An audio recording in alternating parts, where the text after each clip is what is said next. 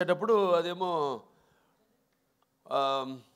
కరెక్ట్గా కోవిడ్ రావడం, ఆ కోవిడ్ టైంలో సాహసించే ధైర్యం చేసి సినిమాని విడుదల చేయడం, అఖండమైన విజయాన్ని సాధించడం అఖండ సినిమా.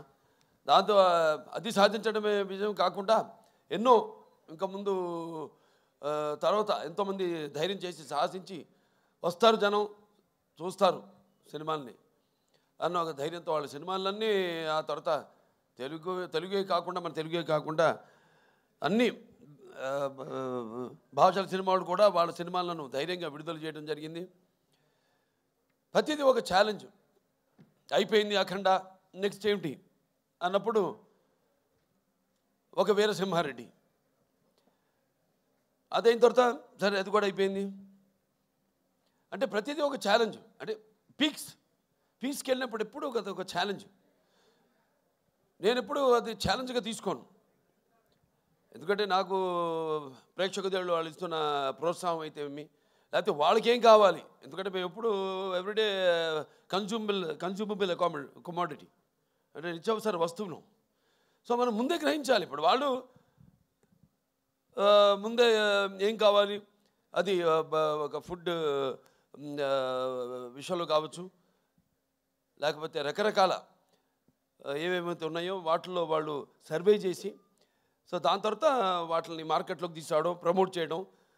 దాని తర్వాత అలాగే ఈ సినిమా కూడా, ఎందుకంటే ఈ సినిమా అనేది మనిషి ఒక ఈ దినచర్యల్లో అంటే సతమవుతూ అన్న పానీయాలు అనే అవసరాలతో పాటు ఈ సినిమాను కూడా ఎంచుకున్నాడు. కాబట్టి ఆ సినిమా ఎలా ఉండాలి, ప్రేక్షకులు ఎటువంటి సినిమాని మనం అందించాలి అన్నది ఆలోచించుకోవలసిన విషయం. ఇండస్ట్రీలో నిర్మాతలు అయితేనేమి, దర్శకులు అయితేనేమి, లేకపోతే మా నటీనటులు అయితేనేమి. అటువంటిది దాని తర్వాత ఒక నేలకొండ భగవంత్ కేసరి అదయింది. దాని తర్వాత ఏమిటి అన్నది స్టార్ట్ అయినప్పుడు ఈ డాకు మహారాజ్ సినిమా అంటే కథ నీటి గురించి. అది చాలా చిన్న సమస్య కావచ్చు ఇప్పుడు మనం అనుకోవడానికి, కానీ సినిమా ద్వారా దాన్ని ప్రజలు అది ముందు భవిష్యత్తులో ఎలా ఈ నీటి కోసమే ప్రజలు కొట్టుకు చేస్తారు అన్నది వాళ్ళ అవగాహన రేకెత్తించిన సినిమా మన డాకు మహారాజ్. టైటిల్ దగ్గర నుంచి కూడా ఒక ఛాలెంజ్. ఏం టైటిల్ పెట్టాలి ఈ సినిమాకి అంశం ఎంచుకున్నప్పుడు, ఈ ఒక నీటి సమస్యలు ఎంచుకున్నప్పుడు ఎన్నో సామాజిక మెసేజెస్, అంటే ప్రజలకి సినిమా కేవలం వినోదం కాదు, వాళ్ళ ఒక ఆలోచన రేకెత్తించాలి అన్నది నా నాన్నగారి నుంచి కూడా నాకు వరకు అది వస్తున్న ఒక పరంపర. దాన్ని ఎలా మనం ఈ సినిమాలో దాని గురించి ఇవ్వాలి. నేను ఒక రాయలసీమ అంటే అతి తక్కువ వర్షపాతం ఉన్న ప్రాంతం, దేశంలోనే 2 అతి తక్కువ వర్షపాతం ఉన్న ప్రాంతం. ఆ జిల్లాలో హిందూపురం ఎమ్మెల్యే నేను. ఆ ప్రాంతం యొక్క నీటి సమస్య అంతా తెలుసు. నాన్నగారి ఒక మానసిక పత్రికలు, ఈ తెలుగు గంగ అయితేనేమి, హెచ్ఎన్ఎస్ఎస్ అయితేనేమి, లేకపోతే గాలేరు నగరి అయితేనేమి, ఇవన్నీ అయిన తర్వాత ఎలా మళ్ళీ మనం పూర్తి చేసాం. తెలుగుదేశం అధికారంలో ఉన్నప్పుడు ఎలా, నేను ఎమ్మెల్యేగా ఉన్నప్పుడు అంతా రాసిపెట్టింది. నేను ఇప్పుడు ఎలాగైతే అన్నారు ఫస్ట్ టైం ఏమైనా బుక్ చేయడానికి ఆవిడ షిర్డీలో ఉంది, ఎవరు మన శ్రద్ధా శ్రీనాథ్, అలాగే ఈవిడేమో తిరుపతిలో ఉంది ప్రజ్ఞా జైస్వాల్.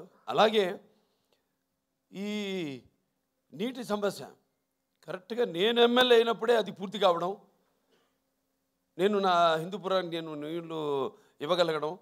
సో అదంతా కాకతాళీయంగా యాదృచ్ఛికంగా జరిగింది. ఇప్పుడు ఆ నీటి సమస్య గురించి సినిమా తీయాలి అని ఒక ఆలోచన వచ్చింది. దాన్ని ఎలా ప్రజెంట్ చేయాలి మనం అనుకున్నప్పుడు రాజస్థాన్ ఎక్కడైతే ఏముంది, ఇక్కడ మన తెలుగు వాళ్ళు గొప్పతనం చాటుకుంటూ అక్కడ రాజస్థాన్లో కూడా మళ్ళీ మనం వాళ్ళు దుక్కుదున్ని నీరు పోసి నారు పెట్టి అలాగే కోత కోసి ఎలా చేయగలుగుతాం, అక్కడ కూడా మన ఒక ఇంజనీర్, ఒక సామాన్య ఇంజనీర్, ఒక తెలుగువాడు వెళ్ళి ఎలా చేయగలుగుతాడు? చేసాం మనం ఇక్కడ, సృష్టికి ప్రతి సృష్టి చేసాం. ఎలాగైతే మన రాయలసీమ గురించి చెప్పాను, మన ఇది అవిభక్త ఆంధ్ర రాష్ట్రానికి 6 ముఖ్యమంత్రులు ఇచ్చింది రాయలసీమ అని. సో అది పెట్టుకుని మైండ్లో సమస్య చిన్నదే కావచ్చు, కానీ రాష్ట్రాలు వాళ్ళ నీళ్ళ కోసం కొట్టుకుంటున్నాయి. సరే, ఆ నేపథ్యంలో ఆ సినిమాని తీసుకోవడం, సెలెక్ట్ చేయడం, దాంట్లో పాత్రని ఎలా దాన్ని ఒక ఇంజనీర్ డాకుగా మారడం, అలా దాంతో మొదలయ్యాక సరే ఇక సినిమా గురించి ఈరోజు ఆ సినిమాని అఖండమైన విజయాన్ని మాకు అందించి ఇవాళ మా వెన్ను తట్టి ఇంకా మాకు ఎవరైతే మేము ఆకలితో ఉన్నామో ఒక సినిమా చేసి దాని ఒక ఫలితం కోసం రెయిన్బోర్డ్ కష్టపడి ఎలా ఉంటుంది ఆ సినిమా, దాని ఫలితం ఎలా ఉండబోతుంది అని ఎదురు చూస్తున్నామో, అటువంటి తరుణంలో ఇటువంటి అఖండమైన విజయాన్ని మాకు అందించినందుకు తెలుగు ప్రేక్షకులందరికీ నా హృదయపూర్వక కృతజ్ఞతాభివందన తెలియజేసుకుంటున్నాను. ఇంకా ముఖ్యంగా ఈ సినిమాలో ముందు మా దర్శకుల గురించి చెప్పాలి.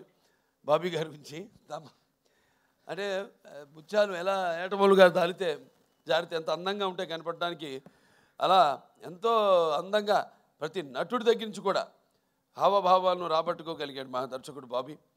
అలాగే బాబీ ఎలాంటి ఒక ప్రియుడిని ప్రేమించినట్టు నన్ను ప్రేమించేసి ఏది వదలకుండా ఎంతో సున్నితంగా, ఎంతో నాలో అయిన నట విశ్వరూపాన్ని ఆవిష్కరింపజేసిన బాబీకి నా హృదయపూర్వక కృతజ్ఞతలు తెలియజేసుకుంటున్నాను. ఒక నమ్మకం, ఏదైనా ఒక నమ్మకం ఉంటాను. అంటే ఆయన చూడడానికి ఎంత స్టైలిష్గా ఉంటాడు ఆయన, అలాగే ఫస్ట్ హాఫ్లో కూడా నన్ను అంత స్టైలిష్గా చూపించాడు ఆయన బ్రహ్మాండంగా. ఇక ప్రతి చాలా ఎన్నో విషయాలు డిస్కస్ చేసి సినిమాలో మేము అనుకున్నవి తీసినవి కూడా కొన్ని ఉన్నాయి ఇంకా. కానీ సినిమా నిడువుని బట్టి ఎంత ఉండాలి సినిమా, అంతే. ఒక చిన్న పాయింట్ నాకు ఇప్పుడు అంటుంటారు, సినిమాని ప్రేమించకూడదు మనం, సినిమా తీయాలి అంతే. ప్రేమించామంటే ఇక మన కంట్రోల్లో ఉండదు సినిమా అన్నది, వెళ్ళిపోతుంది. 3 గంటలు కూడా దాటుతుంది సినిమా. అలా కాదు, చెప్పేదైతే చిన్న పాయింట్ మంచి సన్నివేశాలతో క్లుప్తంగా చేయగలిగితే, ఇవ్వగలిగితే అది డెఫినెట్గా సక్సెస్ అవుతుంది ఆ సినిమా అన్నది. అలాగే బ్రహ్మాండంగా వాళ్ళ టీము అందరు కూడా బ్రహ్మాండంగా వర్క్ చేసి ఇవాళ డైరెక్షన్ డిపార్ట్మెంటు క్రాంతి అయితేనేమి, లేకపోతే సోమరాజు గారు అయితేనేమి, రాధాకృష్ణ గారు అందరూ, అలాగే ఆయన రైటర్స్ మిగతా మన మోహన్ కృష్ణ గారు, చక్రి గారు, వినీత్ గారు అయితేనేమి, అందరూ ఎంతో బ్రహ్మాండంగా దాన్ని అందరూ కష్టపడి ఈ కథను చేయడం జరిగింది, ట్రీట్ చేయడం జరిగింది. ఇక మా తమన్ గారి గురించి వేరే ప్రత్యేకంగా చెప్పక్కర్లేదు. అందరితో ఇంటి పేరు మార్చేశారు. ఇప్పుడు నందమూరి ఎస్ఎస్ తమన్ కాదు, నందమూరి తమన్ అని. కానీ నేనంటాను ఈ రోజు నుంచి నందమూరి కూడా కాదు, ఎన్బికే తమన్ అని, అది బెటర్గా ఎన్బికే తమన్ అని నామకరణం చేస్తున్నాను. అలాగే ప్రతి ఒక్కళ్ళ గురించి చెప్పుకోవాలి సినిమాలో. మా రైటర్స్ అనంత శ్రీరామ్ గారు అయితేనేమి, అటు కాసర్ల శ్యామ్ గారు అయితేనేమి, సాహిత్యం అద్భుతమైన. ఇందాక అనంత శ్రీరామ్ గారు పాడుతుంటే నా కళ్ళల్లో నీళ్లు, అంటే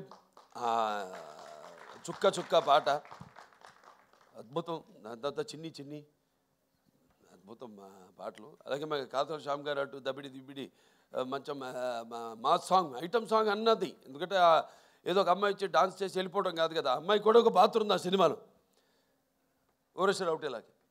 సో అద్భుతంగా ఆ పాట, దాని తర్వాత సర్కార్ పాట ఎంతో అద్భుతంగా అన్నీ కుదిరినాయి ఈ సినిమాకి. ఇక మా హీరోయిన్లు నా ప్రజ్ఞ జైస్వాల్, అఖండ నుంచి ఈ యొక్క జర్నీ, అందులో కూడా ఎంతో అద్భుతమైన పర్ఫార్మెన్సు, గ్లామరు పర్ఫార్మెన్సు కలగలిపి ఎంతో అద్భుతంగా ఆవిడ రెండింటిని సమపాళ్లలో అందే కనిపించడం జరిగింది. సో మళ్ళీ తిరిగి మా కాంబినేషన్లో మళ్ళీ ఇది రెండో సినిమా ఈ యొక్క డాకు మహారాజ్. ఈ చిత్రం కూడా విజయం కావడం తప్పకుండా ఎంతో అందం ప్లస్ టాలెంట్ రెండు కలగలిపిన మరొక ఆర్టిస్టు మన శ్రద్ధా శ్రీనాథ్. ఎంతో నేను ముందు మాట్లాడినప్పుడు కూడా బాబీ గారు చెప్పారు, ఎంతో సెలెక్టివ్. తను కూడా చెప్పింది. నేను అంటాను, ఆర్టిస్ట్ అన్నది ఎప్పుడు ఆర్టిస్ట్ అన్న వాడు ఎప్పుడు కనిపిస్తూ ఉండాలి. ఎప్పుడు should be always in the focus. ఎప్పుడు ఎక్కువ అంటే ఆవిడ రియలైజ్ అయినట్టుంది.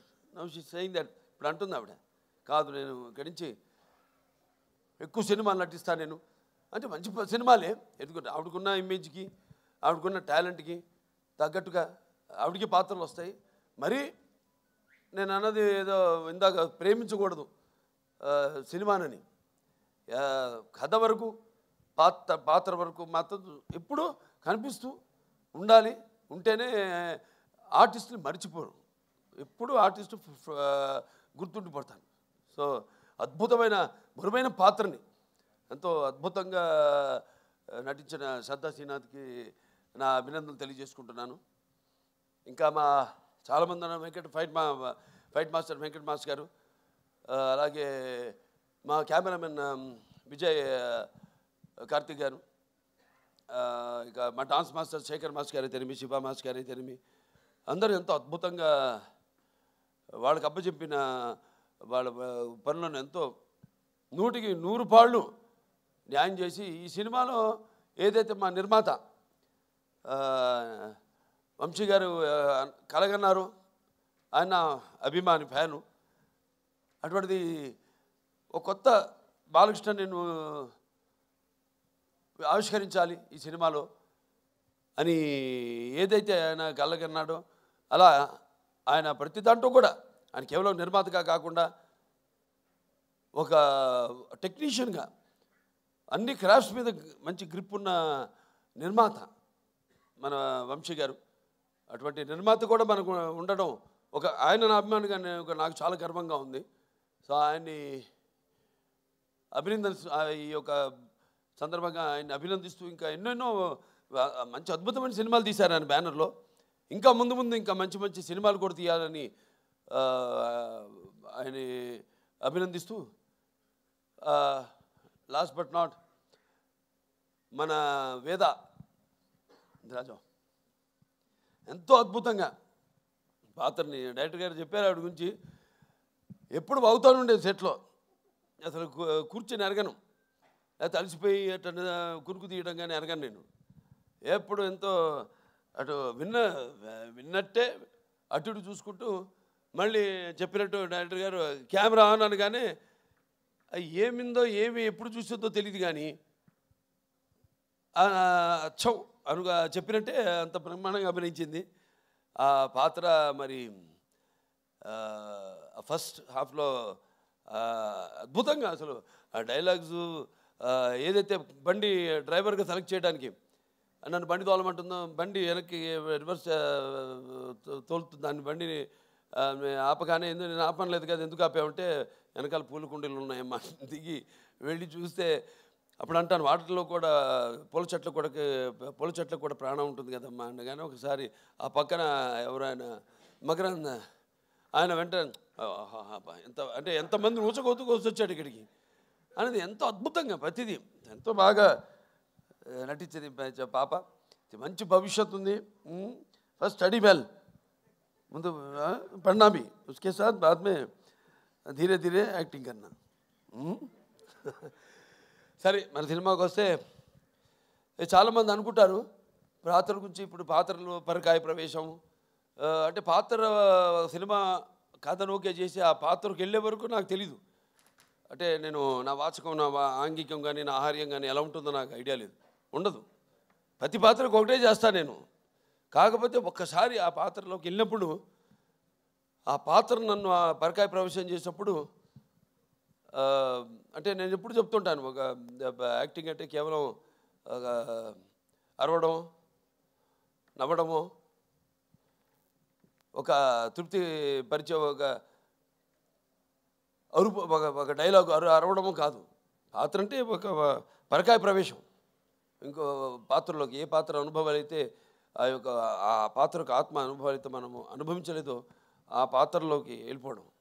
సో అది నాకు ఒక గొప్ప వరంగా భావిస్తున్నాను మా నాన్నగారి తొరత. అలాగే చాలామంది అంటుంటారు అంటే ఈ సినిమా మొదలైంది కూడా ఈ సప్త సముద్రాలు వాటి గురించి చర్చించుకుంటూ ఎన్నో చర్చించుకున్నాం సరదాగా. ఇక చర్చించుకోవడానికి ఉంది, సబ్జెక్ట్ ఇంత అనుకుంటాం, దాన్ని కుదిస్తాం మళ్ళీ. నేను చెప్పినట్టు 2.5 గంటలు అంటే మనకి ఎలా ఉన్నాయి, లవణ సముద్రం అయితేనేమి, ఇచ్చు సముద్రం అయితేనేమి, లేకపోతే సర్ప సముద్రం అయితేనేమి, దధి సముద్రం అయితేనేమి, క్షర సముద్రం అయితేనేమి, లేకపోతే శుద్ధ సముద్రం అయితేనేమి, ఇలా మన దాంట్లో కూడా మన శరీరంలో కూడా 7 సముద్రాల నుంచి మొదలైంది. మన ప్రపంచంలో కూడా 7 సముద్రాలు ఉన్నాయి. ఎలా ఏం చేద్దాం? ఎంతోమంది దానికి మన గొప్పలే మనం ఎక్కువ చెప్పుకోము. సో కాబట్టి ప్రేయర్లో అప్రస్తుతం ఇక్కడ. ఎందుకంటే నా వరకు నేను నా గురించి ఆలోచించుకుంటుంటాను. నా వరకు నేను ఎంత బాగుండాలి అంత అన్నది ఒక స్వార్థం అయితే తమ్మన్ గారు చెప్పారు చాలా వివరంగా. ఇవాళ ప్రపంచం ఎలా ఉందో, ఎంత కుదించుకుపోతుంటో అంత క్లిష్టంగా తయారవుతుంది ఈ ప్రపంచం. ఇవాళ నీళ్ళ గురించి తీసామంటే నీళ్ళే ఇవాళ ఇక్కడ చైనా అయితేనేమి, 3 గాజెస్ అయితేనేమి, లేకపోతే ఇవాళ బ్రహ్మపుత్రం మీద రేపు ఆనకట్ట కట్టాలి వాళ్ళు అనుకోవడం అయితేనేమి, రేపు అబ్దుల్ కలాం గారు చెప్పినట్టు ఇక ముందు జరగబోయేది